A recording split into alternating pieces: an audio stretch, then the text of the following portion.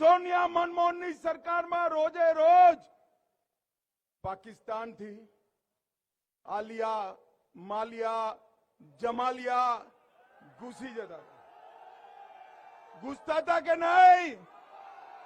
રોજ બોમ્બ ધડાકા કરતા હતા કે નહીં?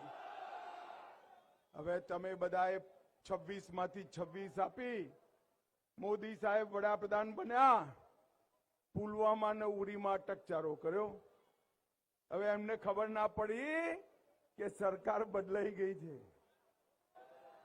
મનમોહન સિંહ વડાપ્રધાન નથી, ગુજરાતનો સપૂત નરેન્દ્ર મોદી વડાપ્રધાન છે. 10 દિવસમાં